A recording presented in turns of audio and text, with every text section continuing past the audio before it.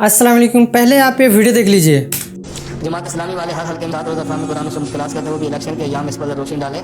देखिए जमात इस्लामी गुमराह है, हाल समझ खारिज है और मुब्तदीन की जमात है और इनसे ताल्लुक़ रखना नाजायज़ और हराम है। वोट देना तो बहुत बड़े गुनाह की बात है। ये मेरे मेरे जज्बाती फतरे नहीं है, मैं लतीफ़ा को हंसाने वाला मौलवी नहीं हूँ, मेरा आदत नहीं है ये, मैं सीधी सीधी बात कहता हूँ और मैं अल्लाह के जवाब दूँ इस बात का अगर मैंने गलत मसला बताया।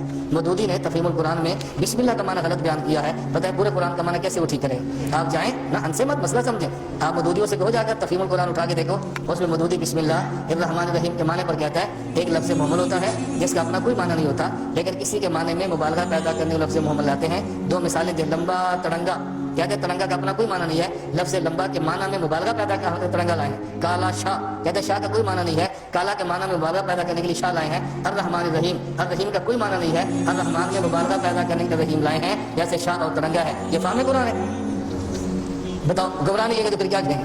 अंबिया अलैहिस्सलाम को मासूम नहीं मानता, हम गुमराह नहीं कहेंगे तो फिर क्या कहेंगे? साहबा को मयार हक और हुज्जत नहीं मानता, गुमराह नहीं कहेंगे तो फिर क्या कहेंगे? आप एक किताब को मुताला फरमा लें, उस किताब का नाम है अल-मदूदी वल खुमैनी शकीकान। खुमैनी और मदूदी दो भाई, ये उसका नाम है। और इससे भी आसान चाहिए, शेखुल हदीस मौलाना ज़करिया की किताब है मदूदी फितरा। शेखुल हदीस मौलाना ज़करिया रहमतुल्लाह अलैह मुतदिल बंदा भी इस फितरे के खिलाफ कलम उठाने पर मजबूर है। अगर शेख जैसा मुतदिल बंदा भी, बताओ कितना बड़ा फितना होगा। और वोट देकर किसी को असम्बली में ले जाने का मतलब ये है हम ऐसे भी क्योंकि अपना रहनुमा मान लें, वही हमारे बस में नहीं, आप बर्दाश्त कर सकते तो करें, हमने मसला बता दिया। मुजारबत बिस्मिल्लाहिर्रहमानिर्रहीम। मेरे भाइयों, इस वीडियो का जवाब देंगे इंजीनियर मोहम्मद अली मिर्जा साहब। वीडियो को कंप्लीट एंड तक जरूर देखिए। बिना किसी ताखीर के अल्लाह का नाम लेकर शुरू करते हैं। अच्छा, अगला सवाल ये कि आप अहले हदीस और देवबंद के उलमा के साथ रहमतुल्लाह अलैह कहते हैं, जबकि बरेलवी बुजुर्गों को साहिब कहकर पुकारते हैं, क्या ये बेइंसाफी नहीं है? तो ये बेइंसाफी तो सारे कर रहे हैं, मैं तो इसका बाद में जवाब देता हूँ। क्या जो बरेलवी उलमा है वो अशरी थानवी साहब को रहमतुल्लाह अलैह कहते हैं? तो अगर मैं ना कहूँ अहमद बरेलवी को, तो आपको क्या तकलीफ है? आप उस जुर्म के ऊपर मुझे कह सकते हैं जो जुर्म आप खुद कर रहे हैं, अगर वो जुर्म है तो आप खुद कर रहे हैं। क्या देवबंदी जो है वो अहमद बरेलवी साहब को रहमतुल्लाह अलैह कहते हैं? सर उन्होंने तो बड़े कोड वर्ड रखे हुए हैं। मरहूम मौलाना अहमद बरेलवी साहब ने लिखा है मरहूम, हालांकि मरहूम का मतलब रहमतुल्लाह अलैह हो जाता है, वो समझते नहीं। सारे मरहूम भी ना बोला करो।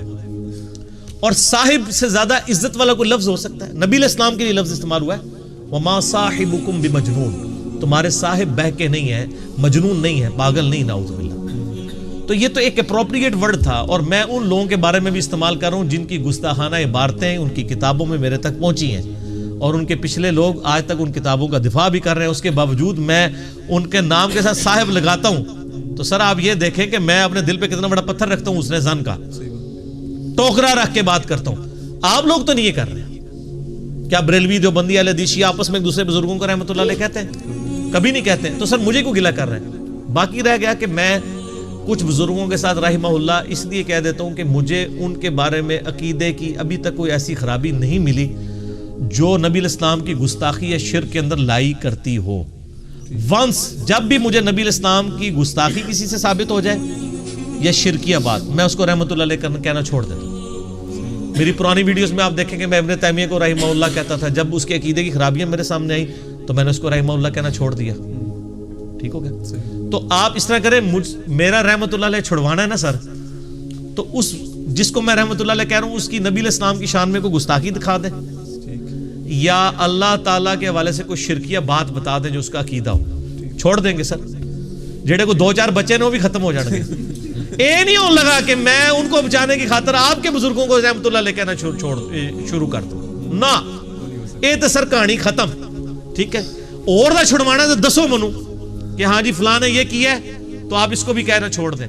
लेकिन सर वो साबित होना चाहिए उसकी किताब से, कहानियां नहीं। यहां लोग एक दूसरे के बारे में कहानियां भी करवा देते हैं, और फिर फॉलोअर्स भी ऐसे काम कर रहे होते हैं ना कि वो कहानी खुद बन जाती है। आम देवबंदी या अहले हदीस को आप पूछे ना तो ये समझेंगे कि अहमद बरेलवी साहब तो कब्रों पे सजदे करने के कायल थे, क्योंकि बरेलवी कर रहे होते हैं।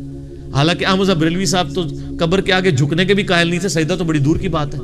वो तो कहते थे रोजा शरीफ पे भी बोसा नहीं आपने देना, 4 हाथ दूर खड़े होना है। हाथ ये वाले सर, एल हाथ नहीं, शरीयत में हाथ इसे कहते हैं 1.5 फुट को। तो वो कहते हैं 4 हाथ आपने दूर खड़े होना है और फिर सलातो सलाम अर्ज करना है।